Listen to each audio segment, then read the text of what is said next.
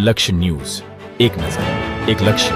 ડભોઈ નગર વિસ્તારના વિવિધ રોડ રસ્તાઓને લઈને 80 લાખ રૂપિયાની ગ્રાન્ટ રોડ રસ્તા રિસર્ફેસિંગને અનુલક્ષીને આપવામાં આવી હોવાનું માહિતી મળી રહી છે. નગરના મહુડી ભાગોળ, હીરા ભાગોળ, વડોદરી ભાગોળ સહિતના અનેક વિસ્તારોની અંદર ખાડા રિપેર કરવા અને તેનું પેજ વર્ક કરવા નગરપાલિકા ટૂંક સમયની અંદર કામગીરી શરૂ કરશે. વડોદરી ભાગોળથી કંસારા બજાર ટાવર સુધીનું રોડનું કામ દિવાળી બાદ હાથ ધરવામાં આવશે. વેપારીઓ સાથે પ્રમુખ અને ચીફ ઓફિસરની અધ્યક્ષતામાં એક બેઠક યોજવામાં આવી હતી. દર્ભાવતી નગરના અનેક વિસ્તારોની અંદર ચોમાસા દરમિયાન ખાડારાજ જોવા મળ્યું હતું. ખાડાઓનું પુરાણ, પેચવર્ક સહિત વિવિધ રોડ રસ્તાઓ સારા અને લોકોને અવરજવરમાં સરળ રહે તે માટે નગરપાલિકાને રોડ રસ્તા રિસર્ફેસિંગ માટે ₹80 લાખની ગ્રાન્ટ મળવા પામી છે.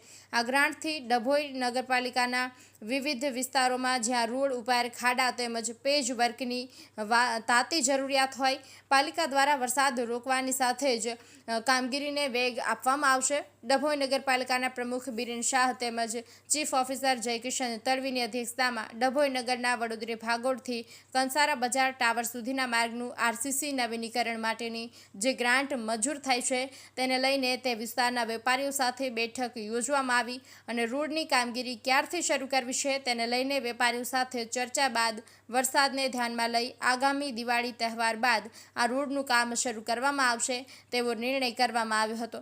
નગરની સુખાકારી હતું. નગરના વિવિધ રોડ રસ્તા પર અવર જવર સરળતા રહે તે માટે નગરપાલિકા સતત કાર્યશીલ રહેશે તેવું પણ પ્રમુખ બિરેન શાહ દ્વારા જણાવવામાં આવ્યું હતું. નિરંજન ચૌહાણ, ડભોઈ. ચોમાસાને ધ્યાનમાં લઈ સરકાર તરફથી રિસર્ફેસિંગની ગ્રાન્ટનું ટેન્ડરિંગ થઈ ગયું અને વર્ક ઓર્ડર 20/8ના રોજ થઈ ગયો છે. વડોદરી ભાગોળથી ટાવરનો જે રોડ વારંવાર ડામરના રોડથી રિસર્ફેસિંગ કામ થયું હતું 3-4 વાર અત્યાર સુધીમાં. તે રોડ નવેસરથી CC રોડ, RCC રોડ નવો કરવાનો હોય. આજે વેપારીઓને બોલાયા હતા કેમ કે 22 તારીખે નવરાત્રિ આવે છે અને 20 તારીખે દિવાળીનું શરૂઆત થાય 20/10 તો કામગીરી અમે ચાલુ કરીએ તો એનો વિઘ્નો ના આવે એ કારણથી વેપારીઓને બોલાયા હતા.